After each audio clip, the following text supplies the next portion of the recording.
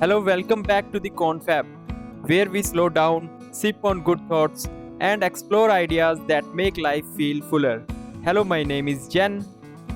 Hello, and I'm Zara. Today's topic, a word that gets a bad rap, boredom. But what if boredom isn't the enemy? What if it's our quiet little superpower? You know, we live in a world that treats boredom like a bug in the system. We patch it with one more scroll, one more notification. But history and the science tell a different story. Exactly. Neuroscience suggests that idle time can spark creativity. When you are not rushing, your mind has the space to connect dots you didn't even know were there. It's like those moments in the shower when the best ideas suddenly show up. And the philosophers knew this well. Lao Tzu reminded us nature does not hurry, yet everything is accomplished. Nature does not wait for anyone, it follows its own timeline. You can take the example of a blooming flower. You know, when the flower blooms, it blooms at its own pace. It doesn't wait for anyone, for bees. Yeah, you are right, Zen. Blaise Pascal also warned all of humanity's problems stem from men's inability to sit quietly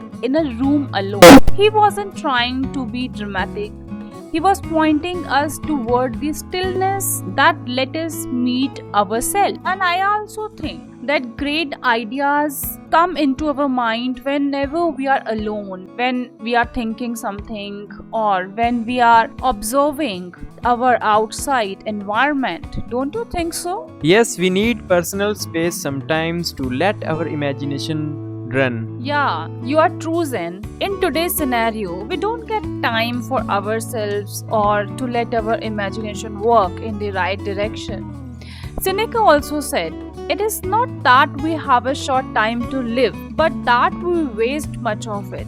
Boredom, if we are present with it, can actually be a kind of treasure. Think of it this way, boredom is like fertile soil. On the surface, it seems empty, but underneath, roots are growing, ideas are germinating. Because I also think whenever we are quiet, whenever we are sitting quietly observing nature or just doing nothing in our room, our brain keeps on working on certain things. And that's the time when some sort of creativity emerges out of our dull mind. Yes, and that creativity can gives us very valuable insight that can help us grow mentally and physically. And you can notice that it might be during a slow commute or a quiet afternoon or when you're just watching rain slide down a window.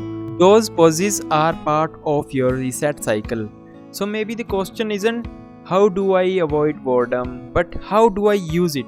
That is the right question, right? They say boredom is the enemy. We treat it like a glitch in the system, an error to be fixed with one more scroll, one more tap, one more distraction. But what if boredom isn't a flaw? What if it's a hidden feature, an unassuming superpower that quietly shapes our lives? In a world obsessed with speed, boring feels almost sinful. Yet, it's in these so called uneventful moments that our minds finally get a chance to exhale. When the pace slows, the brain begins to wander. Ideas stretch, merge, and form unexpected shapes.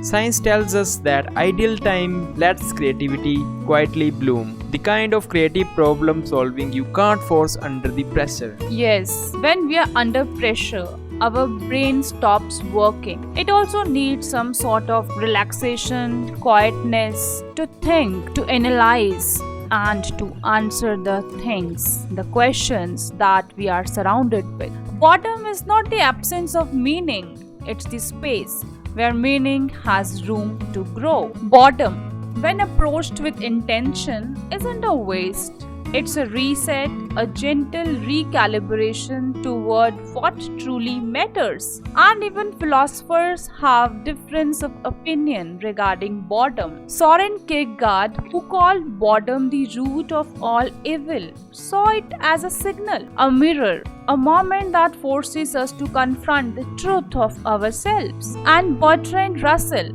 warned a generation that cannot endure boredom will be a generation of little men, forever chasing novelty but never finding depth. Maybe boredom is not a void to escape, but a doorway to enter. In pressing the great reset button, we choose to listen more deeply to ourselves, to replace constant motion with conscious presence. And in that stillness, we might just find we were never truly bored at all. So, here is your invitation, a challenge but a gentle one. At some point this week, let yourself get bored, not in a restless way, but in an open way. Notice what thoughts drift in, notice what leaves, and remember, even when nothing is happening, something always is. Sometimes the smallest, quietest moments are the ones that will shape us the most.